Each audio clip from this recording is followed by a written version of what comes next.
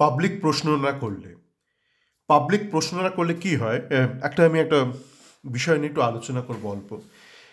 এখানে কিছুটা ইস্টবেঙ্গল থাকবে, কিছুটা আমাদের বর্তমান সামাজিক অবস্থা থাকবে। কেননা ইস্টবেঙ্গল একটা সামাজিক ক্লাব, তো একটা কমিউনিটি ক্লাব।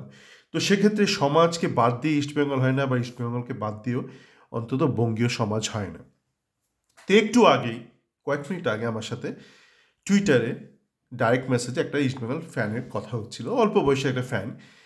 সে কথা প্রসঙ্গে বলছে, হঠাৎ করে মানে বাঘ নিয়ে আলোচনা হচ্ছিল। এই উড়িয়া এফসি একটা কালো একটা বাঘের একটা ছবি দিয়েছে দিনের শুরুতে। সে নিয়ে আলোচনা হতে হতে হঠাৎ করে বলছে, দাদা এই নোটা নোটা জিনিসটা কোনো মানেই দাঁড়ায় না।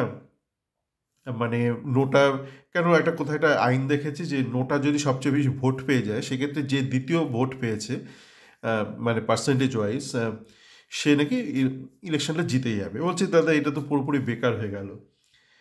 তা আমি বললাম নোটার বদলে একটা থাকা উচিত, not to the above candidate but not to this one kind of thing. মানে একটা নেগেটিভ ভোটিং থাকা উচিত, তাহলে তার একটা কিছু মানে দাঁড়ায়। আপনার কাউকে পছন্দ না, তো যাকে সবচেয়ে বেশি কম পছন্দ তাকে একটা নেগেটিভ ভোট দিলেন।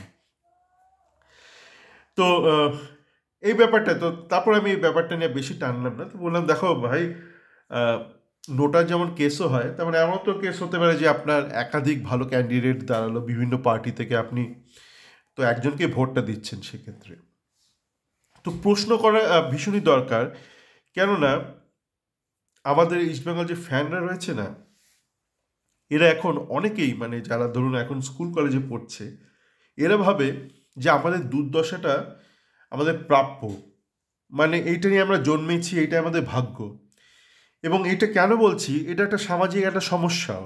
সামাজিক সমস্যা এই জন্য যে আমি একটা শুনছিলাম, একটা একটা পলিটিক্যাল একটা আলোচনা শুনছিলাম। তো সেখানে একজন বলছে যে এখন ধরুন বেরোজগারি বা চাকরিহীনতা, এখন একটা বেশ ভালো সংখ্যক মানুষ আছে যারা ভাবে যে আমরা আমাদের দোষেই চাকরি পাচ্ছি না। মানে এমনভাবে মিডিয়া তাদেরকে ম্যানিপুলেট করেছে, তাদের মগজ ধোলাই করেছে, যে তারা ভাবে সব কিছু ঠিক আছে, আমি বোধহয় ঠিক নেই, তাই হয়তো আমার জীবনে এত দুর্দশা, ব্যক্তিগত জীবনে আমার চাকরি নেই, কর্ম নেই, এটা আমার দোষ, মানে আমার ভাগ্যের দোষ, আমার পূর্বজন্মের দোষ। সেটা বলছিল সেই ব্যক্তি। সেরকমই বেশ কিছু সংখ্যক ইস্টবেঙ্গল ফ্যান আছে যারা ভাবে যে এই যে আমাদের এই দুর্দশা, উল্টোপাল্টা বিদেশি নেওয়া হচ্ছে, উল্টোপাল্টা দেশি প্লেয়ার নেওয়া হচ্ছে, কোনো অভিজ্ঞতা ছাড়া কোচকে নেওয়া হচ্ছে, এটাই বোধহয় আমাদের প্রাপ্য, এটাই আমাদের কর্মফল। তাই আপনি যখন কোনো একটা প্রশ্ন করেন, অনেকেই বলে না প্রশ্ন করো না, কোচকে প্রশ্ন করো না, তোমার রাজ্যের যে প্রধান তাকে প্রশ্ন করো না, তোমার দেশের যে প্রধান তাকে প্রশ্ন করো না, কাউকে প্রশ্ন করো না। যেমন এই মুহূর্তে আজ সকালে একটা প্লেয়ারকে শুনলাম, মানে মিডিয়াতে বলছি যে একটা হায়দ্রাবাদের একটা প্লেয়ার মার্ক, একটা আইজলের মানে মিজোরামে একটা ছেলে তাকে সই করাতে পারে ইস্ট বেঙ্গল, মানে করাতে চলেছে রাদার। তো তার ট্রান্সফার মার্কেটে তার প্রোফাইলে দেখা যাচ্ছে সে নাকি সেন্ট্রাল মিডিও। তাই শুনে বেশ কিছু ইস্টবেঙ্গল ফ্যান বলছে এটা সেন্ট্রাল মিডিয়াকে আমরা সই করালাম। কিন্তু আমি যখন তার প্রোফাইলটা ভালো করে দেখলাম সে এই মরশুমে, মানে এই চলতি মরশুমে 4টে ম্যাচ খেলেছে বোধহয় সেন্ট্রাল মিডিয়া হিসেবে, আর 8টা ম্যাচ খেলেছে লেফট ব্যাক হিসেবে। তাহলে আমরা তার পরিচয়টা কী ধরবো? মানে তার আগের মরশুমেও দেখলাম আগের মরশুমে খুব বেশি খেলেনি, ওরকম মানে একটা জগা খিচুড়ি, মানে কাঠালি কলার মতন অনেক পজিশনই খেলতে পারে। তা এ কি সর্বঘটে কাঠালি কলা, না সত্যিই মানে একটা উন্নত মানে কাঠালি কলা? এই বিষয়ে একটু প্রশ্ন করাটা দরকার আছে। মানে আপনি প্লেয়ার নিয়ে নেওয়ার পরে প্রশ্ন করলে সেই প্রশ্নটা তখন খুব একটা অর্থ দাঁড়ায় না। আর আরও একটা ব্যাপার দেখবেন যে এখন দেখবেন ইস্টবেঙ্গল ফ্যানদের একটা টেন্ডেন্সি আছে, মিডিয়া যাকে যা বলে দেয় ওরা সেটা তাও ধরে নেয়।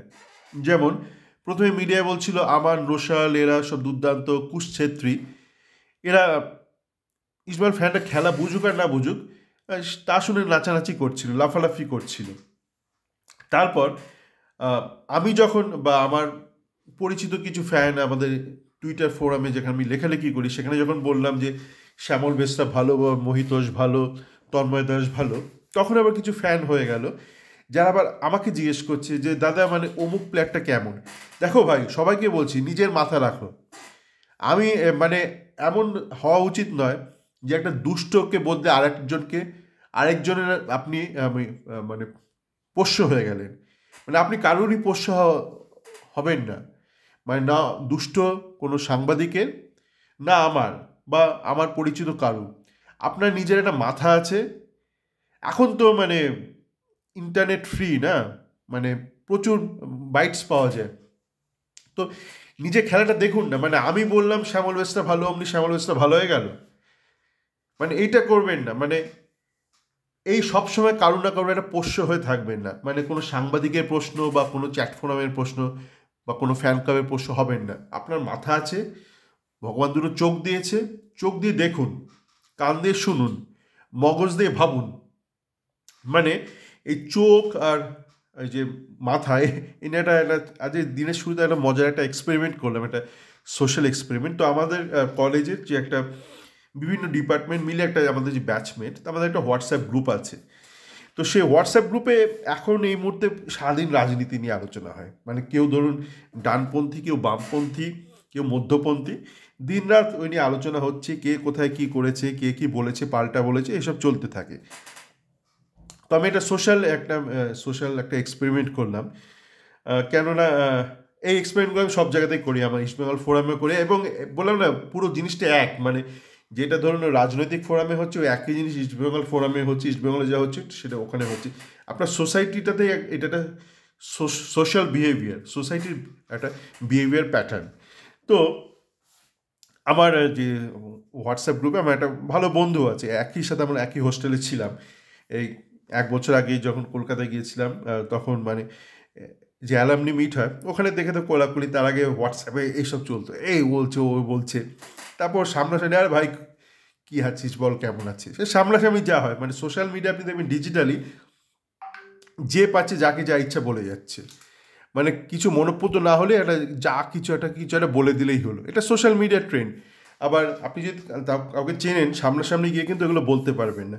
তো আমি চেষ্টা করি যে যে টুইটার ফোরামটা ম্যানেজ করি, সেখানে যাতে ওই প্র্যাকটিক্যাল লাইফ বিহেভিয়ারটা থাকে। মানে আপনি কারোর সাথে কোনো ব্যাপারে মতের মিল আপনার নাই হতে পারে, কিন্তু আপনি যেন একটা ডিসেন্সি মেনটেন করেন।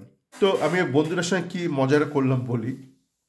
আমি বলে, হে শুনলাম নাকি যে তোদের যে পার্টির নেতা, সে নাকি বলেছে যে বিরোধী কোন এক পার্টি যদি এবার ইলেকশনে যেতে, তাহলে নাকি সব ঘরে ঘরে সব গরুর মাংস ঢুকিয়ে দেবে, মানে ওটা নাকি বাধ্য করে দেবে, মানে ম্যান্ডেটারি করে দেবে গরুর মাংস খাওয়া। আর নাকি যত দেশে মানে মন্দির টন্দির আছে সবগুলোকে নাকি মসজিদ করে দেবে। তা ও তখন মানে সঙ্গে সঙ্গে উত্তর দিয়েছে, বলছে জানি না ভাই, মানে আমি তো খুব এখন ঘুরে বেড়াচ্ছি ভবঘুরের মতন। ও একটু মানে প্রজেক্টসের কাজে এদিক ওদিক মানে ঘুরে বেড়ায় প্রচুর ভারতবর্ষ জুড়ে। বলছি জানি না তো ভাই, মানে এরকম বলেছে নাকি। তো আমি আসলে বোঝার চেষ্টা করছিলাম যে মানে মানে ও কীভাবে মানে এই ইনফরমেশানগুলোকে গেলে।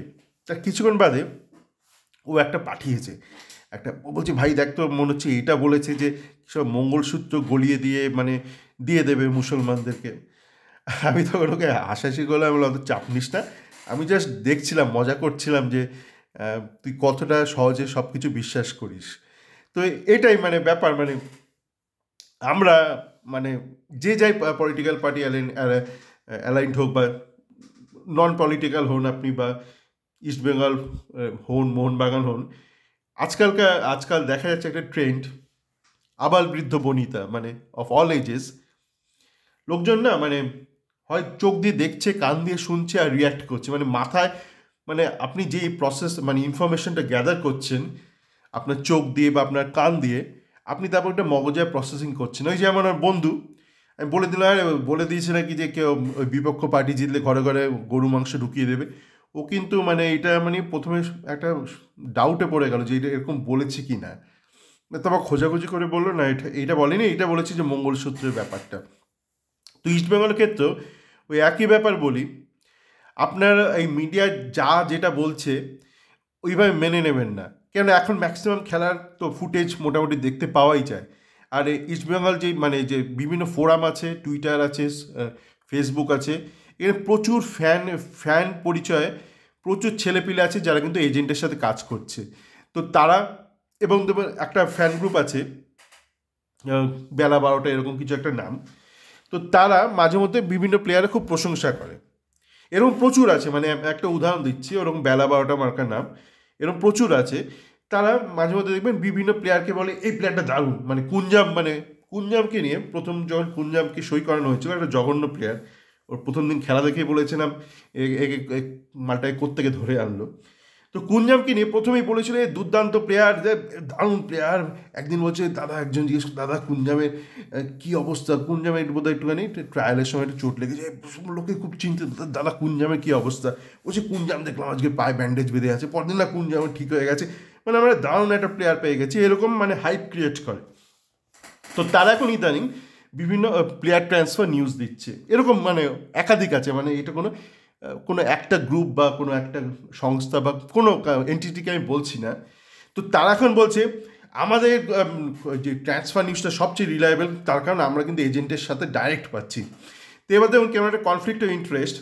যে ধরুন এজেন্টের থেকে খবরগুলো পাবে ট্রান্সফার নিউজ, তার মানে তো তার সাথে এজেন্ট একটা সুন্দর একটা সম্পর্ক আছে, তার মিষ্টি মধুর একটা সম্পর্ক আছে, টক ঝাল মিষ্টি একটা সম্পর্ক আছে।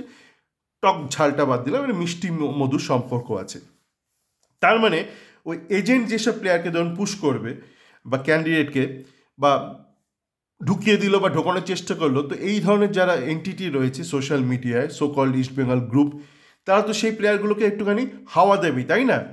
মানে আপনার সাথে সম্পর্কটা কি, মানে একজন এজেন্ট আপনাকে কেন খবরগুলো দেবে যে একে ঢোকানো ইস্টবেঙ্গল নেওয়ার চেষ্টা করছে বা এর সাথে ইস্টবেঙ্গল সইসাবুত হয়ে গেছে, কিছু তো লেনা দেনা সম্পর্ক থাকতে হবে না? এইটাই তো আমার আজকালকার দিনের সমাজ বা মডার্ন সোসাইটি, তো এইটাই, মানে দেনা পাওনা, লেনা দেনা, লেনা দেনা সম্পর্ক। তো সেই ক্ষেত্রে যেই সংস্থার ওপর আপনি নির্ভর করছেন বা যাদের উপর আপনি নির্ভর করছেন for reliable player transfer news, কেননা দ্য সোর্স অফ ট্রুথ হচ্ছে এজেন্ট, তারাই যে বিভিন্ন প্লেয়ারের ক্ষেত্রে একটা পার্শিয়াল একটা ওপিনিয়ন দেবে, কাউকে ভালো বলবে, কাউকে খারাপ বলবে, not based on merit but based on the interest of the agent. এটা তো খুবই স্বাভাবিক, তাই তো? তো এই প্রশ্নগুলো করতে থাকবেন, আর ওইভাবে ব্লাইন্ডলি আপনি অন্ধর মতন কাউকে বিশ্বাস করবেন না, মানে সবার কথা শুনবেন। আমি যেমন সবার কথাই শুনি, ভাই, সে আপনার ইস্টবেঙ্গলের ক্ষেত্রে হোক বা রাজনীতি, বললাম না ওই ডান বাম মধ্য সবার কথা আমি শুনতে থাকি, শুনে তারপর আমি এই মজার এক্সপেরিমেন্টটা করতে পারতাম যে বলে এই শুনলাম নাকি তোর পার্টির নেতা এরকম বলেছে। তো এই আজ এখন এই পর্যন্ত থাক, সকলে ভালো থাকুন।